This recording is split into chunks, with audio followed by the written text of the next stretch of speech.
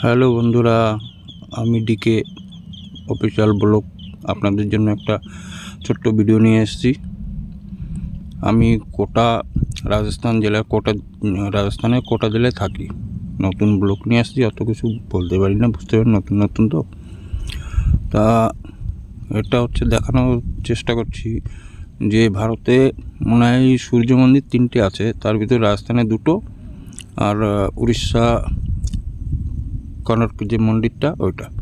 তো রাজস্থানে 2টোর ভিতরে একটা এখানে আমার এই গ্রামে, যে গ্রামে থাকি আমি, 4,000 থেকে 5,000 সাল পুরনো মন্দিরটা। মন্দিরে কিছু রহস্য আছে, আর মানে মন্দিরটা অনেকই পুরনো। মন্দিরটা দেখাবো যখন কাছে যেয়ে, তখন সবাই বুঝতে পারবা। মানে খুবই রহস্য আছে মন্দিরটা। রহস্য বলতে মন্দিরে একই রাতে বানানো, মানে ডাকাতরা একই রাতে বানিয়েছে। আর কী করে বানিয়েছে অত জানি না, লোকের মুখে বলে যা সেটা শুনি। খুবই সকালে এসেছি, 5:30-6টার সময় ঘুরতে ঘুরতে এসে ভাবলাম যে বন্ধুদের জন্য একটা ভিডিও বানাই, দেখি আমার এখানে যখন পুরনো মন্দির আছে এটা বানিয়ে সবার সামনে তুলে ধরি। এটা মন্দিরের সামনে পুকুরে পদ্ম ফুল আছে, আগে ছিল না, 3-4 বছর আগে। তো এই ফুলগুলো মানে আমি বীজ ফেলেছি। 2 রকমের ফুল আছে পদ্ম ফুল, একটা সাদা একটা লাল। সকালবেলা দেখতে খুবই সুন্দর লাগছে। দেখুন এটা বটগাছটাও প্রায় 200 বছর পুরনো। সকালবেলা পাখিদের কোলাহল শুনতে খুবই ভালো লাগে, খুবই মিষ্টি লাগে। এটা একটা শিব মন্দির, বাস মন্দিরে ঢুকতে জাস্ট সামনেই। আর মন্দিরের সামনে যে পুকুরটা আছে, পুকুরের চারিপাশে দিয়ে পাকা, যে পুকুরের পালটা আছে চারিদিকে পাকা পিচ করে ঢালাই রাস্তা। সকালবেলা সবাই এখানে মর্নিং ওয়াক করতে আসে। চলো এবার দেখাই মন্দিরের দিকে যাই এবার।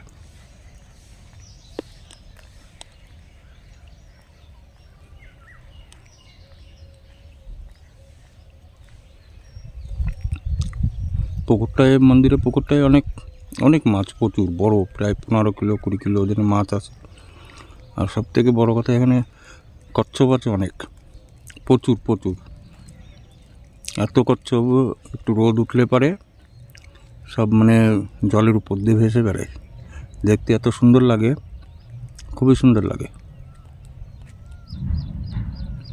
দেখো পদ্ম ফুলগুলো ফুটেছে সকালবেলায়, কত সুন্দর লাগছে।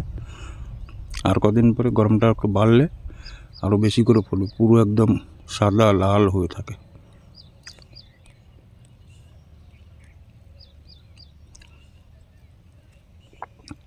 দুটো হাঁস, এগুলো জংলি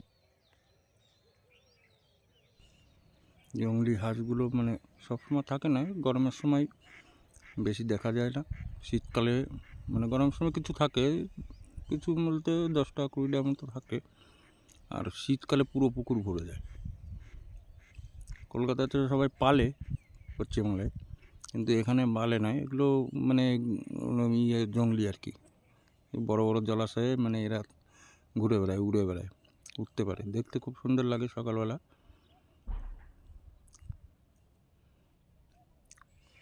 চলো এবার দেখাই। এই দেখো কচ্ছপগুলো মানে কীভাবে খেলা করছে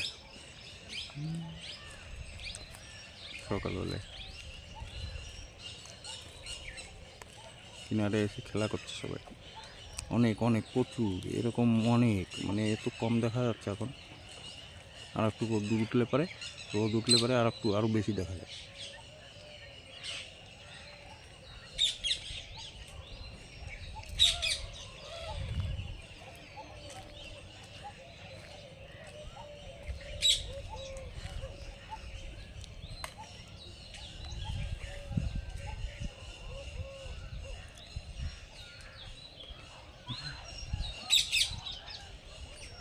চলো এবার মন্দিরের দিকে যাই।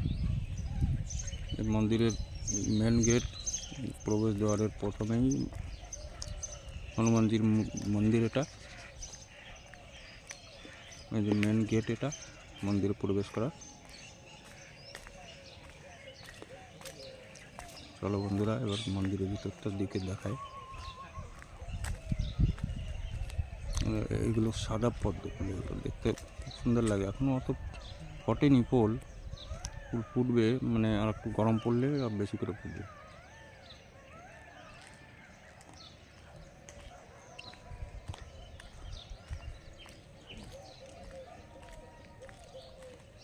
এই মন্দিরের সামনে এটা একটা কুয়া মতো বানিয়েছে, কুয়ার ওইখানে মোটর চালু করে, মানে গোমুখ মতো বানিয়েছে, সেখানে সবাই স্নান টিনান করে গরমের দিনে।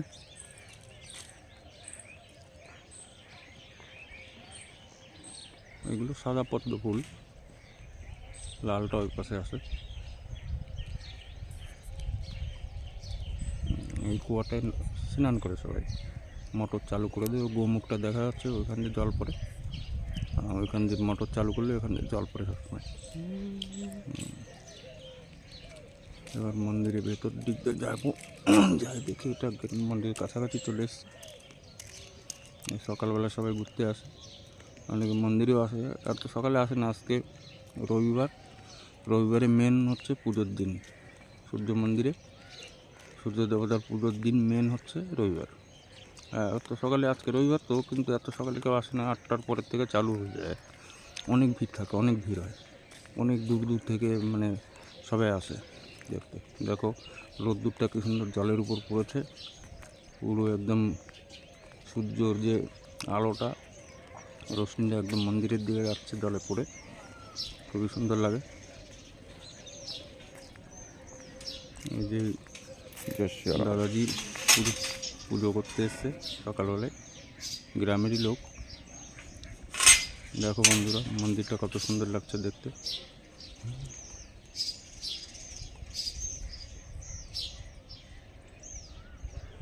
এটা শিব মন্দির, একটা শিব চৌপটার একটি ছাত্রী, আর এটা গণেশ ভগবানের। এটা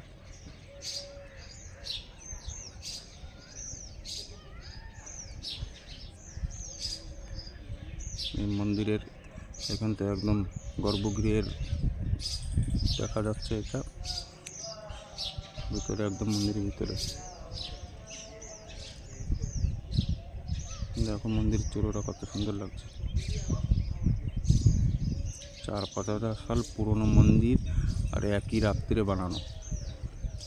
মন্দিরের চারিপাশটা এবার দেখাই তোমাদের সবাইকে, দেয়ালগুলো দেখলেই বুঝতে পারবে সবাই কত পুরনো মন্দির। এ তো অনেক এখন সরকার থেকে অনুদান এসছে বলে কাজকর্ম হয়েছে, এসব জায়গা আগে সব মাটি ছিল।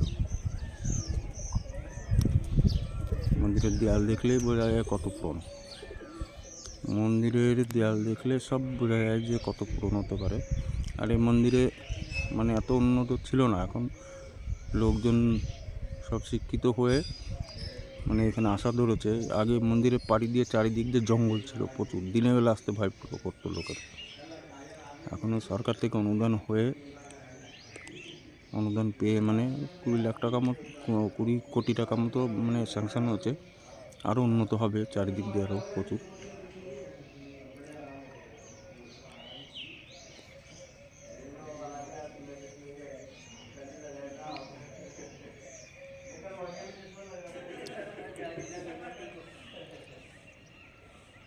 দুজনে এসছে পুজো করতে সকালবেলায়,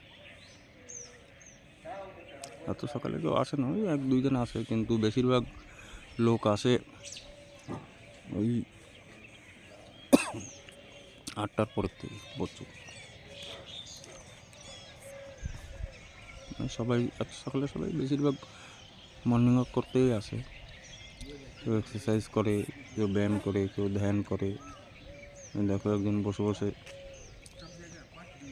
ধ্যান করছে, এখানে বসে বসে একজন ধ্যান করছে। দেখো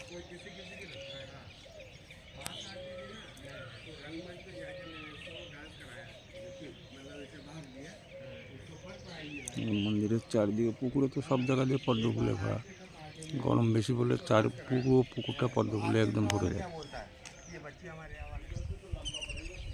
আর এটা মন্দিরের গার্ডেন হচ্ছে পাশেই, বাচ্চাদের খেলার জায়গা, বাচ্চারা বিকেলবেলা সবাই খেলতে আসে, সাইড দিয়ে ফুল গাছ লাগানো।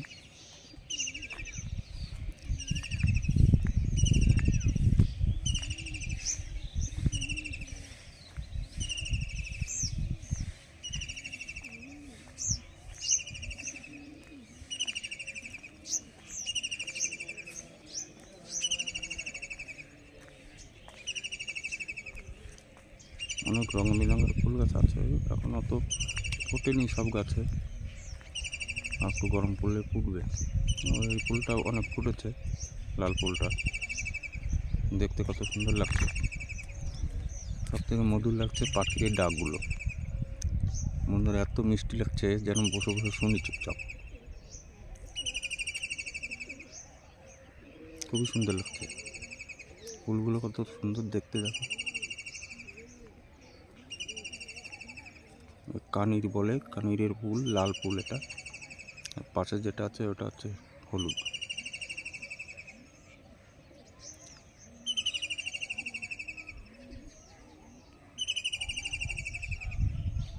অনেক সুন্দর লাগছে দেখতে।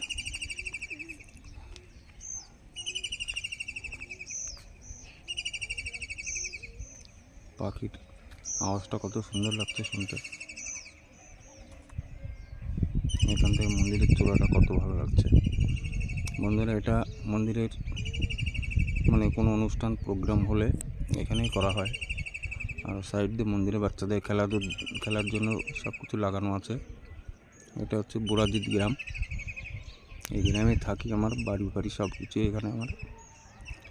আর বন্ধুরা এখানে আসার জন্য অনেক সুবিধা আছে, কোটা থেকে ডাইরেক্ট 70 কিলোমিটার বাসে করে। আর পাশেই নতুন এখন 8 লেন হয়ে গেছে, দিল্লি থেকে আসতে বেশি সময় লাগে না। আর বোম্বাই থেকে 900 কিলোমিটার, দিল্লি থেকে ওই 420 কিলোমিটার মতো পড়ে, একদম পাশেই 2-5 মিনিটেই, মানে দিল্লি রোড থেকে কেউ আসলে 8 লেন দিয়ে একদম 2-5 মিনিটের ভিতরে এখানে চলে আসতে পারে মন্দিরে। মানে আসার জন্য যাওয়ার জন্য কোনো অসুবিধা নেই, খুবই সুবিধা। আগে ওই কোটার থেকে আসতে হতো, আর এখন রোড বাই আসতে হলে খুব সুবিধা হয়ে গেছে। 8 লেন হওয়াতে অনেক সুবিধা। আমার এখান থেকে দিল্লি যেতে বেশি টাইম লাগে না, 5 ঘন্টা 4 ঘন্টার ভিতরে 4 হুইলারে একদম দিল্লি এখান থেকে।